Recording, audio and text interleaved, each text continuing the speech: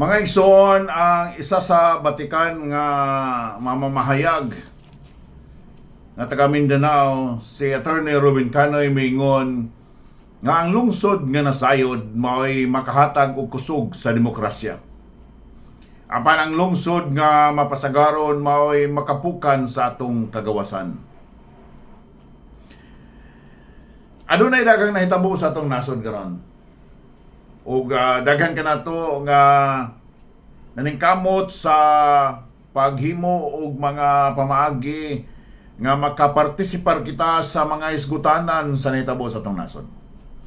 Pero mga igsoon, ganinang sayo sa kabuntagon niadto ko sa palengke.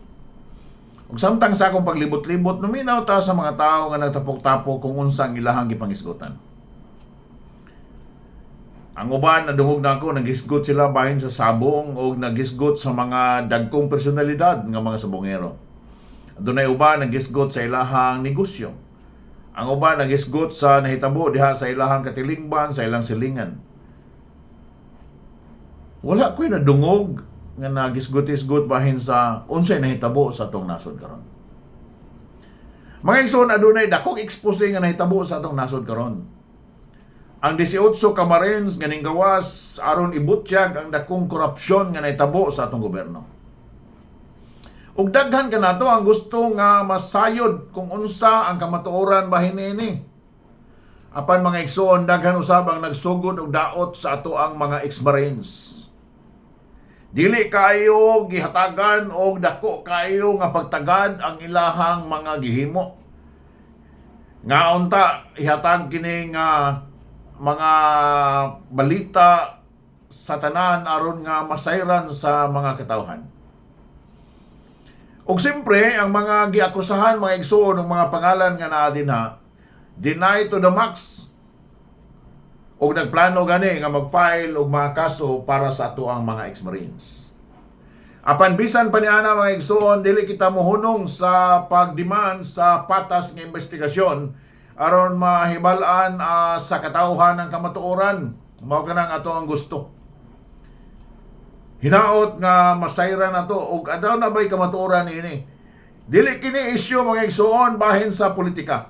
Nga moingon ta nga kani si Attorney Baligo di ay pro Duterte man. Alang-alang man kung kinsa may mo pangita o naay mga balita karon nga dunay mga daghang korupsyon. Siyempre dili gyud ang gikan sa administrasyon. Kung dili naapoy connection gyud sa lain nga mga politiko, pero bisan pa niana ang katawhan dili pa kaayo interesado niana kung asa siya nga partido na bilong o kinsang iyang gisuportahan. Ang importante mga igsuon, kung aduna ba'y kamatuoran ang mga malita-malitang gideliver ngadto sa mga kongresista, ngadto sa mga senador ug uban pa nga mga na-involved nini. Aduna ba'y kamatuoran dinha sa ilahang pag-deliver niini aron nga dinha natong masayran mga igsoon. Mao na nga itong investigaran. Dili kung ex-marine ba gyud ni siya, marine ba gyud ni siya. No? Ang katawhan dili interesado niya. Investigaran kung asa gikan o unsa ang mga background niining ilahang mga kinabuhi, no? I-check ang ilahang kredibilidad. Mga igsoon, posible nga doon na nila makita nga kamalian nining mga ex-Marines. Apan ang ilang kamalian nga gihimo, kung makita man nila, posible nga before ka na nila gihimo gining mga expose.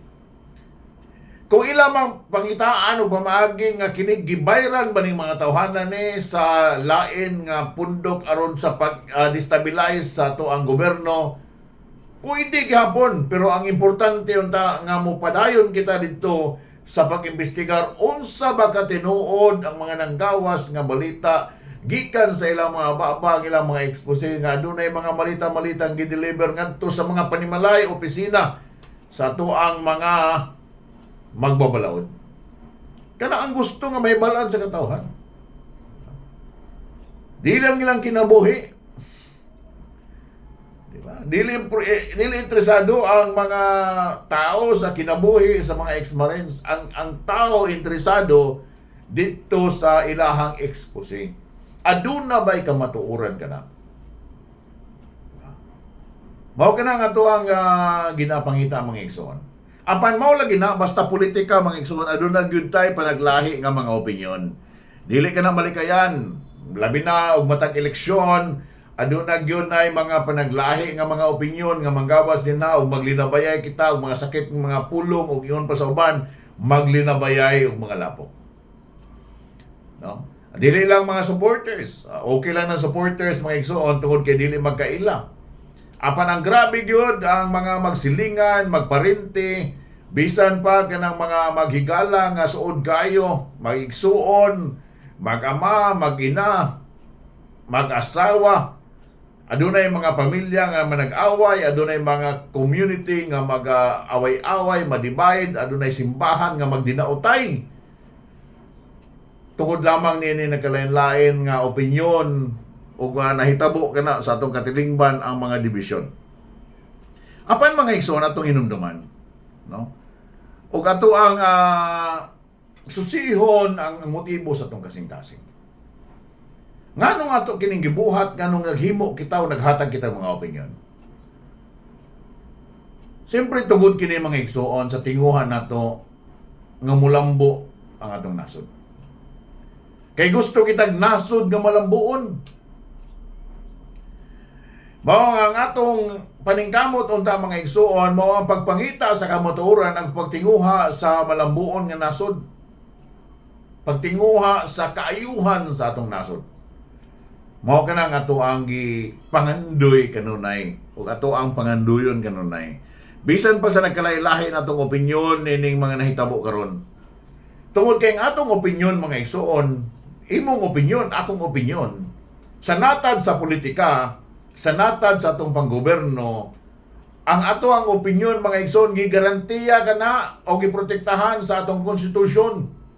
Ug diha sa atong Bill of Rights mga igsoon sa Article 3, Section 4 sa 1987 Constitution, gilati din na ang ato ang freedom of expression.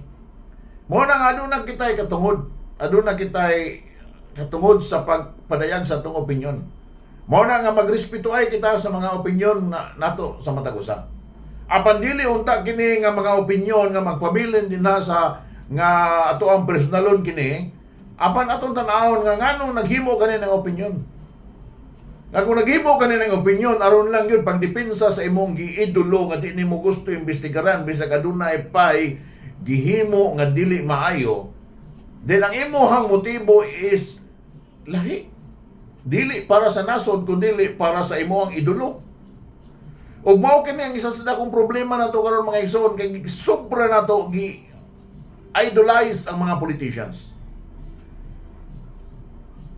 Atong hatagan og gigayon ang atong nasod. Ang nasod nato nga nanginahanglan, ang katawhan nga nanginahanglan sa kasayuran. Ang katawhan nga nanginahanglan sa kamatuoran. Sige, pasagdi ang imuhang idolo nga imbestigaran.